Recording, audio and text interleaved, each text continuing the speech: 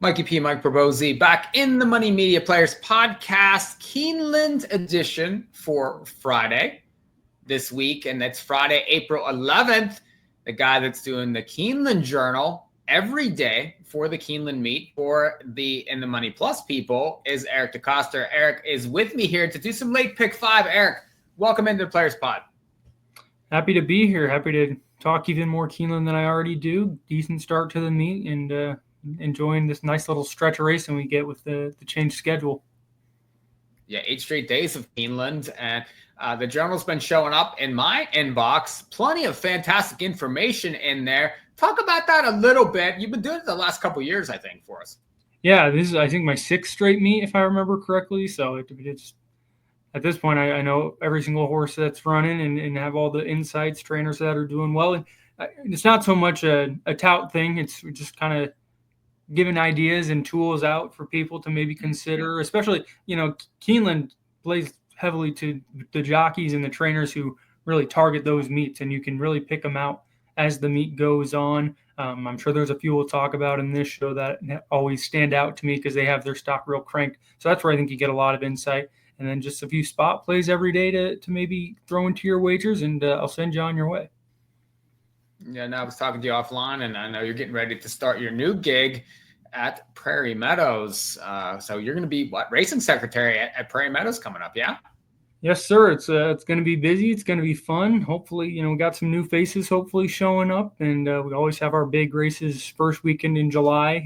Iowa Festival of Racing produced this year's Dubai World Cup winner. He was the favorite in last year's Cornhusker, which is our major race, and he didn't win it, but he still springboarded to a win in the big one. So obviously take a little credit for that. And usually that weekend produces a grade 1 winner. So always tune in for that one if you get the chance. Well, you hear that connections. They're watching this hit show from Prairie Meadows straight to Dubai for the $12 million Dubai World Cup this past year.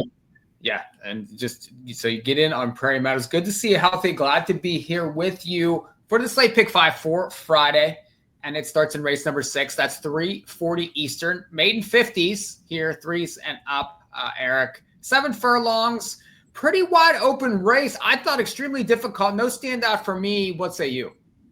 I was the same way. I didn't want to go too deep in this leg because I felt like there were other spots I felt more comfortable doing that. So I'm hoping to kick it off and really lean on the 4 Churning Birdie in here. This is more of a connections play, switching from Neil Pessin to David Jacobson, who a little hit or miss at Keeneland over the years, but when he brings the right horse, they fire. And in this filly picks up Irad. That's a huge sign. He's not having the strongest start to the meet, but he's going to hit his stride once it's a more overnight race-based car rather than all these stakes, because that's where he really thrives, just picking up all these mounts for these random trainers and then takes off from there. Fillies run consistent races faster than the rest. Cut back off the layoff, light layoff should do her just fine, and I think she runs well in here enough to win on the little class drop. A few others probably you could consider. The 3 Mink Stole gets a little bit of class relief for Johnny Ortiz. The 5 Hope Restored. Chris Hartman never has him cranked first out the gates, so this is the second-time starter, also dropping in class. Picks up Ben Curtis, who's having a tremendous Keeneland meet, building off a tremendous Fairgrounds meet, so hard to look past him. And then the 9 Princess Nye, or NY, however we're saying it, showed good speed in her most recent start, so in case no one else goes with her, perhaps she can steal it. Yeah, Turning Bernie, Larry Roman from InTheMoneyPodcast.com fame and the Racing with Roman podcast. So check that out on the audio side. And that's usually every big weekend. PTF and Larry get together along with Double D, typically, to analyze some races. So interesting that they pick this one up, get the switch to Jacobson. You get a turn back. My problem with this horse, now obviously the new connections probably should sharpen this one up a little, but lots of routes for this one. And they've got a mile and a quarter, a mile and 3/16. Obviously, they think she wants to go pretty far with her pedigree. It says that. She's never really shown all that much speed out of the gate. So something's probably going to have to give there. But she does drop. She gets IRAD. There are things that are changes here. So I understand that. I just think that the price is going to be short. I agree on the 9, Princess Nye. I think, it's Chris Davis, showed speed at Gulfstream off the drop last time. I do think that should serve this one well. We'll see if Luis Saez is able to ride after his unfortunate fall today.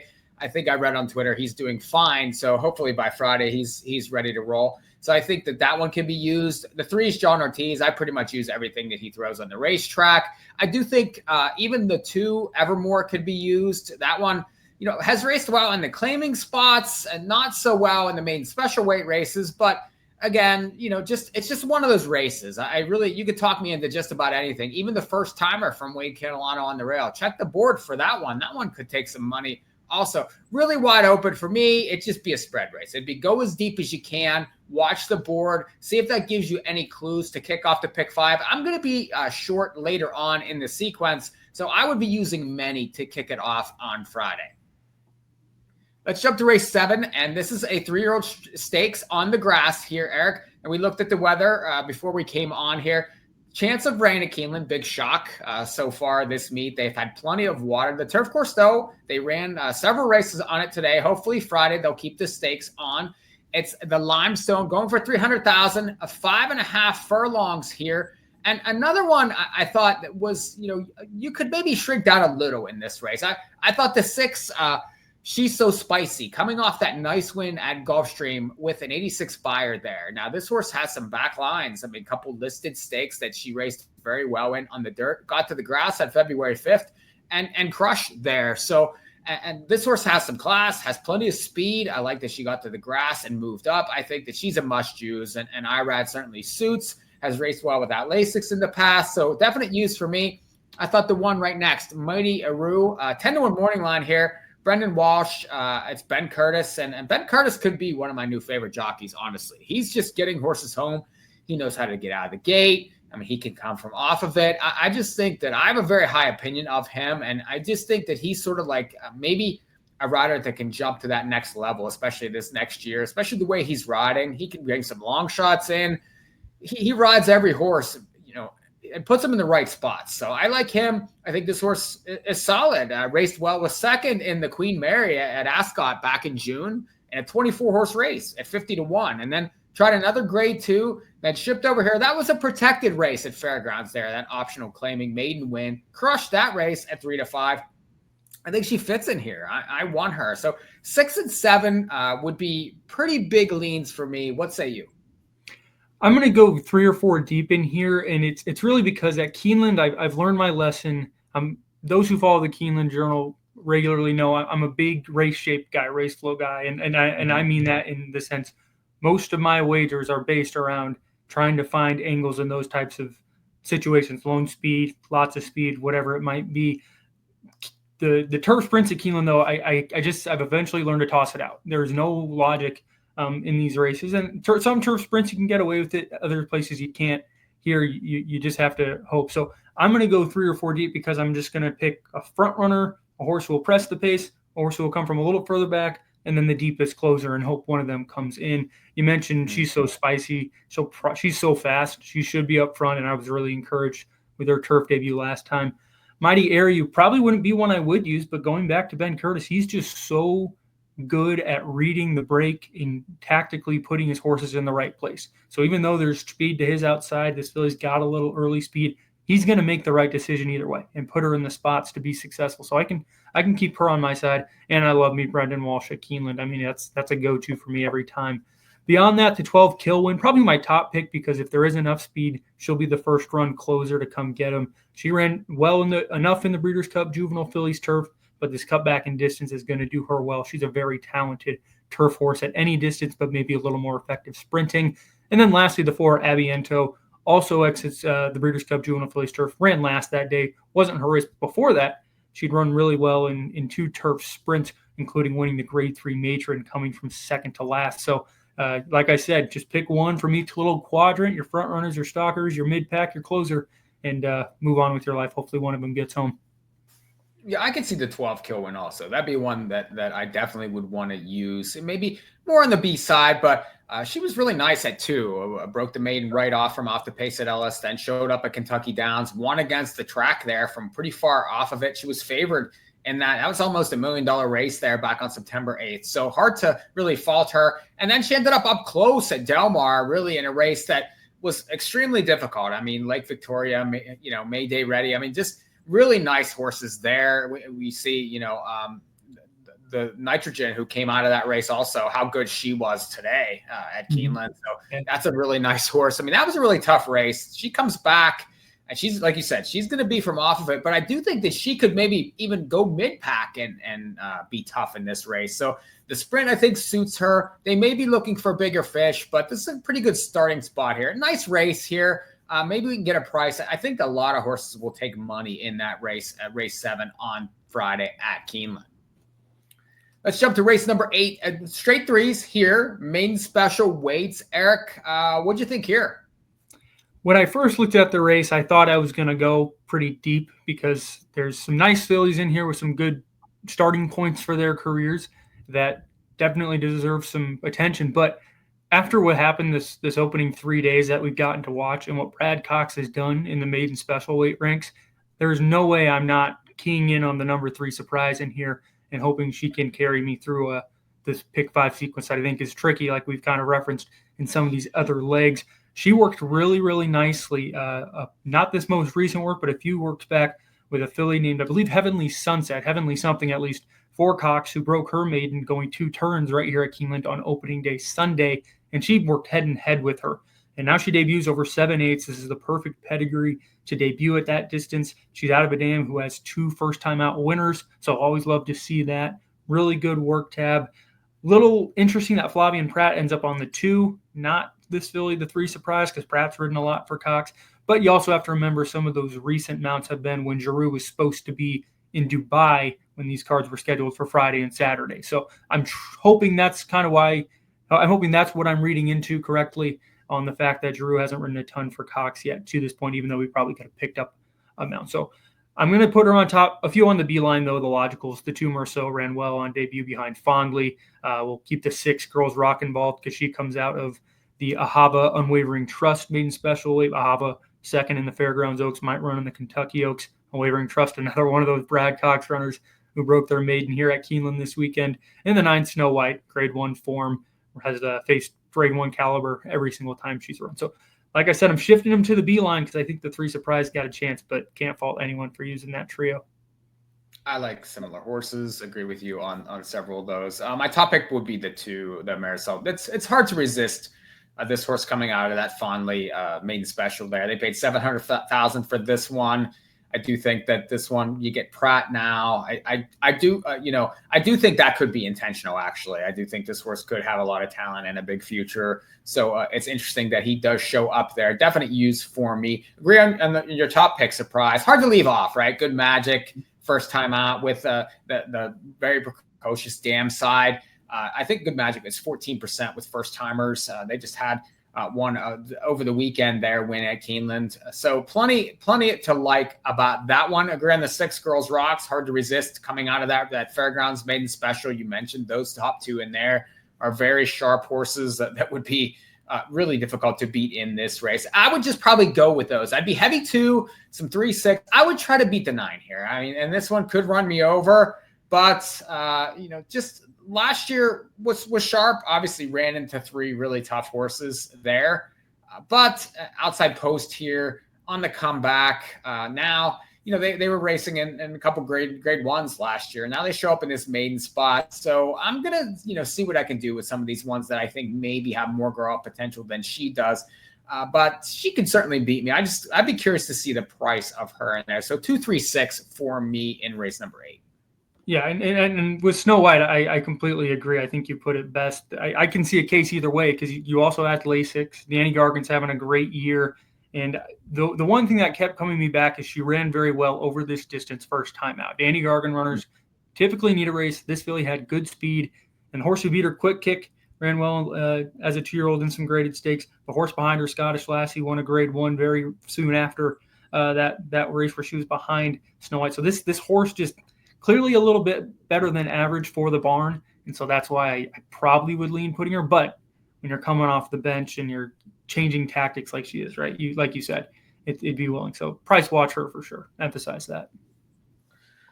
Go to race 9, and this is usually one of my favorite races of the year. Grade 1, Maker's Mark Mile here, going for $650,000. And always a stellar field that shows up in this race. Master of the Seas won it last year. We know how good that horse is. This year, I thought didn't come up nearly as tough. You got Carl Spackler coming back, and that tour de force last year in the Shadwell Turf Mile back in the fall meets would play very well in here. Tried the Breeders' Cup, outside post, really no chance the way the race shaped, and, ran into more than looks Johannes. Neither one of those types in here. I would lean heavily on him. I just think that he's classier than these horses. A lot of these are grade 2, grade 3 allowance type horses. Now, Trickery is a nice horse, but he's coming back. He tailed off at the end of his 3-year-old season, and I think he could need a race. So he would be one that I would understand if he could win, but he's got a lot, I think, to catch up on Carl here. If the real Carl Spackler shows up, I think he crushes these horses. So I'd be lone A, Carl Spackler. What do you think? Yeah, my day is going to be made or broken by Carl Spackler. I'm heavily on him. He really disappointed me in the Breeders' Cup. I took a chance hoping he could overcome the outside post because he, for crying out loud, he easily handled the eventual Breeders' Cup Mile winner more than looks 2 starts back right here at Keeneland, and obviously that one doesn't show up. But that just goes to show how talented he is. He runs the big numbers every time. He's beaten a good chunk of these horses on occasion before. So it just should all line up, and I'm going to try not to overthink it. We can't go beyond this race without mentioning integration because he has run big races in the past, almost won the Pegasus Turf in his most recent start. Mile's probably too short for him at the end of the day, but certainly not without a chance. And you mentioned Trickery. If he can refine that form he had last summer, that saw him win a bunch of graded stakes impressively, you definitely got to keep him on your side. So Carl for me, but I can't blame people for trying to get creative, but I know you beat me enough early on where I got to stick with him from here on out. Yeah, I mean, Integration's a nice horse. He raced in this race last year and ended up third to Master of the Seas, and just was a little bit too far back. And like you said, a mile might be a little short for him. Raced well in the Pegasus, though. Lost the Spirit of St. Louis, who was well meant that day, tripped out that day.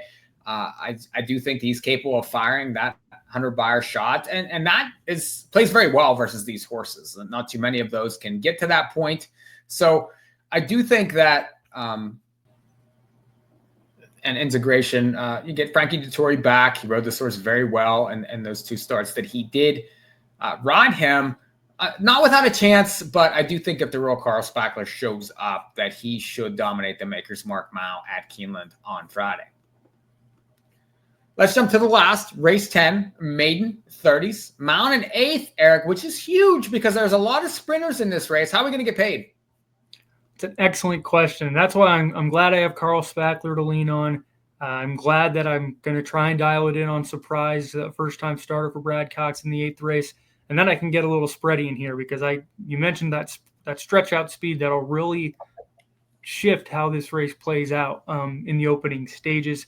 I have 4 numbers I'll throw out. I'd say the 10 Freedom Maker, probably my top pick. Ships out from California, kind of weird. Jonathan Thomas had his string out there. This horse was part of it. He ran a good second in his first start on dirt, and it was an encouraging effort. It felt like he put it together a little bit more mentally, obviously got a little class relief in there too. First time without the blinkers. It just was a good storm for him to run a better race, and he even had some trouble in there too. So I think this is the right spot for him. And then from the rail out with the ones I like, the One Abundance did run good 2 starts back, but I think it was more pace aided. However, when you get down to this maiden 30 level, I can't ever say no to Todd Pletcher, no to Irad. So given he has that one good race, I can keep him on my side. The 2 Helm Place showed decent speed first out from a wide draw at Turfway in a race that also kind of fell apart. That was won by the eventual Jeff Ruby winner Final Gambit. Now he takes a huge drop in class, gets Brendan Walsh. Edgar Morales is riding pretty decently to start the meet. At least he's gotten one nicer price home so far, so that's encouraging. So he'll be on my side. And then lastly, of that 4 horses I mentioned, the 11 Task Force, also out of that Final Gambit race. He was passing types late. So if they do go fast with that stretch-out speed, I'm sure Flavian Pratt getting aboard here is a huge indicator this horse is probably live in this spot, and he'll be picking them off late. So 1, 2, 10, 11, if I had to have a top choice, it'd be the 10. I agree a couple of those, and I agree on the 10 as a top pick there. I thought he was set up to win that race on March 14th. Now came off the turf there at Santa Anita, and he was blocked. The favorite ended up winning with a huge 9-wide move around everybody. He had to wait. Finally got through on the rail and ended up second. I'm intrigued with the distance for this horse. The mile and eighth, mile and a quarter. Previous races that this horse has raced, and now shows up in another mile and eighth spot. So they obviously think that this horse should excel at this distance, and faces a bunch of sprinters in here. I mean, there's a lot of stretch out types. So I do think that this horse should be moving forward around the quarter pole, where a lot of them will not be. Agree on the 11 task force. I think he's pretty obvious. Pratt drop, lost to the eventual Jeff Ruby winner there. So that's probably a live race. I do think that the distance shouldn't really be an issue. However, they did pay $225 for this one. So, and now they're in for 30 off one race. That is just a little bit concerning to me. Another one I could use at a price maybe is the 9 Johnson. They dropped for 15 last time, was favored there at Turfway. Now, you claimed, stepped up, has some distance in the prior lines. If you look back to those lines back in 23, had a mile and a half race at Delaware and raced okay there on the turf.